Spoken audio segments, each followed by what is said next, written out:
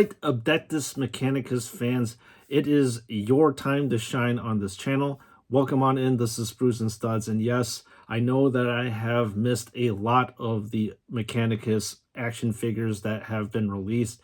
Fortunately, well, I haven't really had too much of an interest in those action figures, to be honest, until now. And that interest has been piqued by the release of the 1960s robot, aka the Kastelan robots. And there's something about that weirdly retro but futuristic aesthetic that drew me to these robots. So let's see what JoyToy has prepared us with. Robo time! Oh, that's a big robo. Let's see what we get when we lift off the cover. So it's time to get down and review this Kastelan robot. And as I pick this action figure up, it actually feels pretty weighty. And most of the weight is actually distributed to the upper section right here. It doesn't feel hollowy or plasticky to me, which is a nice thing, I suppose. So anyways, let's take a look at the painting as usual. And what do we see here? We see an extensive amount of highlighting on the highest edges of this Kastelan Robot's armor, and it's nice that JoyToy has basically highlighted the crap out of every single part of this armor panel, and it really reminds me, actually, to be honest, of what JoyToy was doing before in their action figures, especially with the incursors, because I haven't seen an action figure this well highlighted in a very, very long time. And then these, I suppose, eyes or monitor of this action figure is completely silver, and that's pretty much it. And as we move on to the shoulder pad, or I suppose pauldron if you want to call it, you have a size symbol here with a cog. And as we move on down, you get to see a Adeptus Mechanicus symbol, and down here you have the Kastelan fist. And the Kastelan fist is actually interesting to me in that it's got kind of a flat gray finger with some gunmetal silver down here. However, these flat gray fingers have been either dry brushed or painted with this kind of like diffuse looking maroon color. So we're going to look at the other side, a skull with a cog around it. You've got this plain hose right here that has not been highlighted whatsoever. And on this particular Kastelan fist, you get to see interesting looking painting around these silver stud areas. And that's pretty much it with regards to that area. As we move on to the middle section of this action figure, you get to see some golden studs here that kind of breaks up the monotony of this maroon color. Another gold area, the double Aquila of the Imperium in the middle of this action figure. And as you can see here, this thing has a lot of gunmetal rivets too, that once again break up the monotony of the maroon of this action figure. And one interesting thing about this middle section here, where the double Aquila is, you can actually remove this, revealing some interesting parts on the inside. Also, another little play action thing I missed is that this data card can actually be removed right here. As you can see, this is what the data card looks like. You put this in to give the robot different commands, which I think is an awesome little feature that JoyToy has added on. So anyways, we will replace this part back and then move down to the lower half of this action figure. And once again, it's pretty much what we have seen before. You've got this nice maroon looking color all over the place.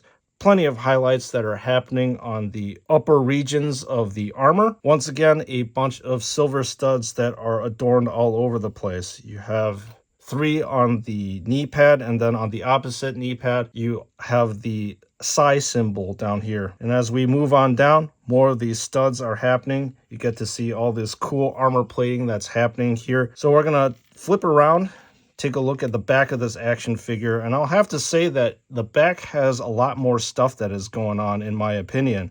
So you have a very, very blatant Adeptus Mechanicus symbol right here, especially with the contrasting black and white, and there's also a nice gold section too that helps this thing jump out. The backpack area is interesting in that you can actually remove this right here, and this is what the backpack looks like. I'll put it down. We'll take a look at it a little bit later, and you can see some pipes and hoses, some vents down here too. and there's nice usage of gunmetal silver. You can also see some hoses that are happening as well. As you progress down, you get to see the joints as well. This is an interesting little thing right here. I'm not exactly too sure what this represents on the robot. Again, please let me know in the comment section what this part is, or at least what it does. So that is the review of the body of the robot. We're going to take a look at the backpack as well as the Incendine Combustor. So with the backpack right here, obviously it is a maroon and gunmetal color, which matches perfectly with the rest of the body of the robot. So in terms of the Incendine Combustor, this is a massive flamethrower, as you can see right here. And there is a nice usage of gold, gunmetal, black, and maroon. And once again, I will lament the fact that this Incendine Combustor doesn't have like shading right here, which would have been nice. So anyways, as we progress on down, I'm going to assume that this is the gigantic fuel tank right here. It's a nice usage of gold as well as some silver. As we flip around to the other side, it's more of the same. Now we're going to talk about the articulation of this thing. So when I received this action figure, this is the part where the Incendine Combustor attaches to the backpack. I actually had to put the combustor on like this. I had to like gently use a little bit of force to get this thing to rotate 360 degrees, as you can see right now. In terms of the Incendine Combustor, it is 180 degrees of motion, so you can push it 90 degrees right here and then push it all the way up here. With regards to the motion about the arms, you can actually rotate this about the shoulder 360 degrees, no inhibition whatsoever, which is really nice. And then you are able to laterally move the arms out like this. This is the maximum extension due to the pauldron up here. And speaking of the pauldron, you are able to move this around like so. You also have 360 degrees of motion, not really inhibited whatsoever, which is very nice for an action figure. This is the maximum extension for the elbow area. As you push it back, this is the maximum that the elbow can go back. About the wrist area, you're able to rotate this nearly 360 degrees. However, this part hits this hose, kind of blocks it right here. So the nice thing about this Kastelan fist is that the fingers are actually completely opposable, which is really nice, which kind of was missing on the Space Marine Dreadnoughts. So as you can see here, you can move the tops of the fingers in and then move it in again right here. So it's nice to see that you can do this because it allows the Kastelan Robot to actually grip things, which is super cool and badass in my opinion. The head itself has 180 degrees of rotation. You can move it like this and then move it around like the other side. The torso is awesome in that it's completely uninhibited, 360 degrees of motion, as you can see right here, which is really nice. And about the hip area, you can kick the leg out as much as you can. This is the maximum extension of the leg, and you can also kick it back. And the thing that inhibits the motion is this tubing right here. With the knee area, this is the maximum you can move forward this way, but in back, there's a good range of motion, 90 degrees to be specific. There is some sort of wiggle motion here about the ankles, as you can see, and then you can also bend the ankles up as such. So all in all, there is excellent range of motion on this action figure. And so that is the review of this action figure. I will let you know what I think about it in my final thoughts. All right, folks, let me know what you think of this 1960s robot in the comments section below, and I'll let you know what I think about it right now. So to be honest, I really like this little guy. Well, little is probably not the correct term. He actually does stand twice as tall as your regular Space Marine. I think the thing that really jumped out at me was the complete mobility and motion of this robot.